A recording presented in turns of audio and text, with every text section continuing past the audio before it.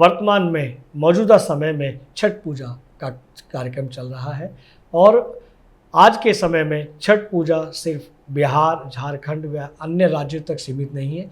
पूरे देश और विदेशों में छठ पूजा मनाई जाती है, जिसमें सूर्य देवता को पूजा जाता है, उन्हें अर्घ्य दिया जाता है और पूरे देश विदेश की जो हमारी मानव जाति है उसको सुख शांति के साथ जीने की एक नई वहाँ से शुरुआत की जाती है। हम ये जानना चाहते हैं कि अब छठ पूजा कुछ राज्यों से निकलकर पूरे देश विदेशों में पहुँची है, इस विषय पर आप क्या कहना चाहेंगे? सबसे पहले तो हम तमाम देशवासियों को और तमाम सनातनियों को जो छठ पर्व को एक उत्साह के रूप में, एक विश्वास के रूप में जी मना रहे हैं, उनको बहुत बहुत शुभकामना देना चाहेंगे। साथ में आज के दिन ये संयोग है जो हमारा साक्षात्कार आज हो रहा है और विगत रात में हमारे बीच जो छठी मैया के लिए जो लोक गायिका थी, जिन्होंने गायन के जरिए अपने बताया जो छठ पर्व को कैसे मनाते हैं जी, इसकी महत्व क्या है, वो हमारे बीच आज नहीं है। सुबह का सूरज नहीं देख पाई वो छठी मैया, शायद उनको लगा जो अब ले लेना चाहिए, वापस अपने पास बुला ली। ऐसे बेटियों को हम नमन करना चाहते हैं, श्रद्धांजलि अर्पित करते हैं ट्रू मीडिया परिवार के माध्यम से, मिथिला कला विकास समिति के माध्यम से। और साथ में आप छठ पर्व की बात करते हैं, इसका महत्व सबसे बड़ा ये है लोगों का विश्वास। हम जब किसी भी काम को करते हैं तो यदि हमें विश्वास हो जो इस काम को करने से ये सफल होंगे, हम इस काम को करने से हमें ये मिलेगा, तो उस काम करने की जो भावना है, उस काम करने का जो हमारा फोर्स है शरीर का, वो एक अलग हो जाता है। हमें समय पर कहीं पहुंचना है, हम गाड़ी तेज चलाते हैं क्योंकि हमें विश्वास है जो हम इतने बजे इतने तेज चलाएंगे तो यहाँ तक पहुंच पाएंगे। जी। तो वैसे ही ये छठ पर्व होता है, वो एक विश्वास का पर्व है। वाह। और ये विश्वास हम लोग देख रहे हैं जो दिन प्रतिदिन, आपने देश की बात किया, हम कह रहे हैं विदेश में भी बहुत जगह मनाया जाता है। जी। और अलग अलग संस्कृति के लोग मनाते हैं। और एक खास करके हम आपको बता दें, जो आज हमारे बहुत चर्चाएं होती रहती है मीडिया में, सनातनी सनातनी सनातनी जी, मुस्लिम भी छठ पर्व मनाते हैं। वाह। ईसाई भी छठ पर्व मनाते हैं क्योंकि उनका विश्वास जुड़ा हुआ है इससे। हमें बहुत जगह मुस्लिम लोग होते हैं जो व्रती होते हैं, वो कैसे मना रहे हैं हम छठ, वो देख कर सारा वो उसी तो एक्टिविटी से मनाते हैं। वाह। और उनका विश्वास शायद पूरा हुआ, इसीलिए वो छठ मनाते हैं। क्योंकि यह जो सूर्य उपासना का जो पर्व है, यह एक ऐसा पर्व है जिसमें डूबते हुए सूरज को भी हम प्रणाम करते हैं। वाह। क्योंकि एक उम्मीद है जो इनको जो प्रणाम कर रहे हैं, यह एक सवेरा लेके आएंगे और जब उगते हैं तब भी उनको हम प्रणाम करते हैं। जो आखिर मेरा जो सपना था जाने टाइम में, जो मैंने आपको कहा था, आप जब आप सुबह वापिस आए हैं तो क्या वो मेरा मनोकामना पूर्ण हुआ या नहीं? वाह। यह एक विश्वास जो है वाह के साथ हम लोग सूर्य उपासना का जो महापर्व है छठी मैया का, वो हम लोग करते हैं। बहुत अच्छी जानकारी आपने दी मनोज जी। हम एक और जानकारी लेना चाहेंगे अपने दर्शकों के लिए। छठ पूजा में कोसी भरने की जो परंपरा है वो क्या है, उसको जरा विस्तार से बताएं। हमें लगता है जो लोग जो मनोकामना मांगते हैं, सूर्यदेव से जो मांगते हैं, जो आप जैसा एक पुत्र हो, आप जैसा एक पुत्री हो, यशस्वान हो,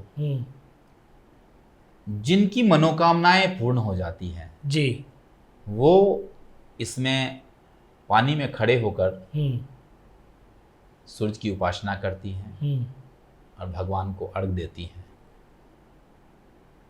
उनका जो भोग लगा हुआ, जिसको अर्घ कहते हैं, भोग लगा हुआ जो सामग्री है जी, उस सामग्री को, पूजा अर्चना की जो सामग्री है, जो उनको भगवान को जो हमने भोग लगाया है जी, वो सामग्री को फिर अपने टोकरी में बांधते हैं। हाँ।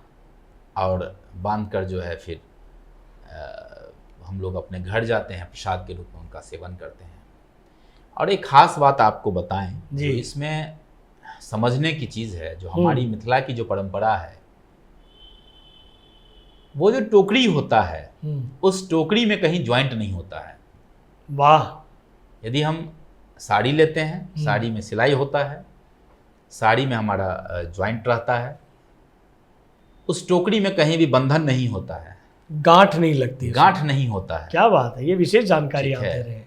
और इसीलिए शायद इस टोकरी का, चूंकि हम यदि किसी और चीज़ का इस्तेमाल करेंगे तो वो बंधन में होगा। जी जी जी। तो ये भी एक खास बात होता है इसमें, वाह, तो शायद समझने की बहुत बड़ी चीज़ है जी। छठ महापर्व को हम लोग जिस दृष्टिकोण से देखते हैं, हमें लगता है उससे और अधिक दृष्टिकोण से देखने की जरूरत है। वाह। क्योंकि हर एक चीज का इसमें इतिहास है। वाह। हमारी दादी लोग जो करती हैं छठ, जी जी जी जी, उतना देर बोला नहीं जाता है जितना देर आपका सामग्री बनता है। अच्छा, जब सामग्री घर में तैयार की जाती है रसोई टाइम में, हम लोग मौन रहना पड़ता है। मौन रहना पड़ता है। अरे वाह वाह वाह। उसके पीछे लॉजिक है।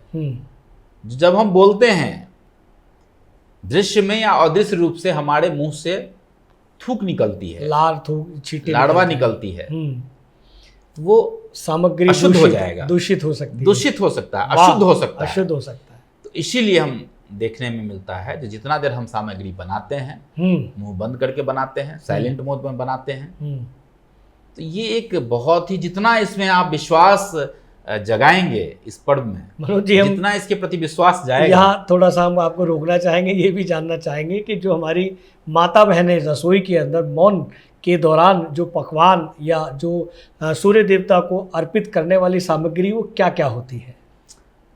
इसमें बहुत सारी चीज़ें होती जी हैं। इसमें कुछ मुख्य जानकारी दें। कुछ एक ठकुआ होता है जो बनता है पकवान के रूप में, जी, भुसवा होता है जो पकवान के रूप में बनता है। ऐसे अलग अलग चीज़ें होती है। कुछ लोग फ्रूट्स देते हैं, नारियल सबसे ज़्यादा देखते होंगे आप, नारियल का, गन्ने का भी इसमें प्रयोग, गन्ने का भी प्रयोग। अच्छा, गन्ने का भी प्रयोग इसमें, कहीं कहते हैं कि 5, 11, 21, ये क्या परंपरा है? वो आप घेरा बना के रखते आप हैं, जो मान्यता मांगते हैं, जी, ठीक है, आप इतना ही देखते हैं। आप बहुत जगह देखिएगा जब हमारी छठ व्रतियां जाती हैं अपने घर से, जी, तो ढोल नगाड़े के साथ जाती जी, हैं। जी जी। बहुत देखिएगा जो बिना वैसे भी जाती हैं, सिर पे टोकरी लिए अपना चलते बने, जी। तो ये अलग अलग जो मनोकामनाएं की हैं सूर्य देव से, यदि मेरे घर पुत्र हुआ तो हम ऐसे करेंगे, वो मनोकामनाएं उस तरीके से पूर्ण किया जाता है, सूर्य देवता को अर्पित करते हुए। वाह वाह। और बहुत जगह दंडवत करते हुए भी जाते हैं।